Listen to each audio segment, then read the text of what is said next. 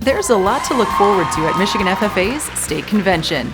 The USDA is giving MSU $1 million to study precision farming in the swine industry, and wine grape acreage in the state continues to increase. I'm Janelle Bros, and this is Farm News 5. Farm News 5 is brought to you by Ford. Michigan FFA's State Convention will look very different compared to years past when it kicks off later this month. For starters, much like a lot of things these days, it will be held virtually. Definitely at the beginning of March, I found myself kind of missing that in-person interaction with all the other ag teachers across the state and all the other chapters. For me, this is probably the first time in close to 10 years that I haven't gone to a state convention. So, it's just weird not having these experiences for the first time in a long time. For FFA officers and members, many of whom have spent the last year virtually living in Zoom, it's opened the door to new learning opportunities. Interviews and classes online, like for my college classes, they're all over Zoom and all that. So as we prepare for our life ahead, and we're kind of in that mindset now that we're on convention, we're moving past state office, it's been beneficial for us to grow in that way, just in a skills sense.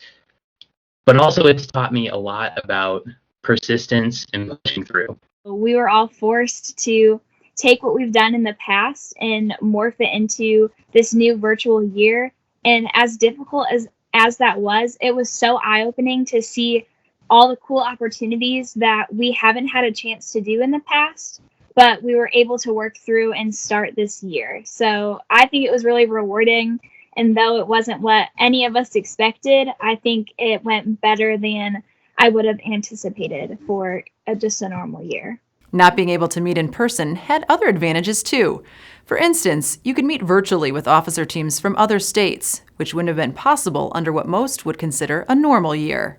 We met with so many different states, and a good chunk of them are from the South. So talking to them about different contests that they have that we wouldn't have, like Florida has an orange judging contest. Like we don't have that in Michigan because it wouldn't make sense to have it here. So hearing those kind of things, that was really cool.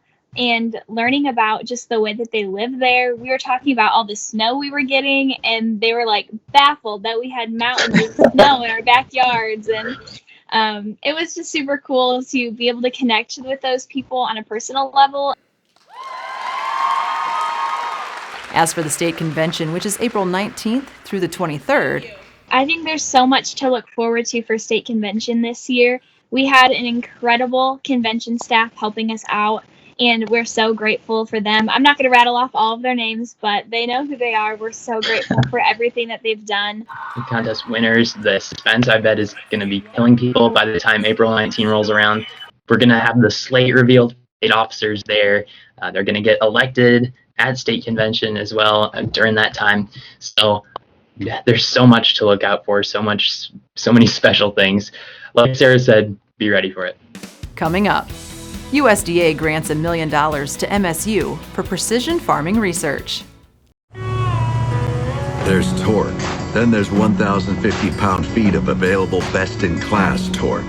There's towing. Then there's up to 37,000 pounds of available best-in-class towing. There's backing up a trailer. Then there's backing up with available class-exclusive Pro Trailer Backup Assist. In other words, there are trucks, and then there's the new Ford Super Duty, the most capable heavy-duty pickup truck ever built. Michigan State University has received a $1 million grant from the U.S. Department of Agriculture to study the advancement of precision farming in the swine industry.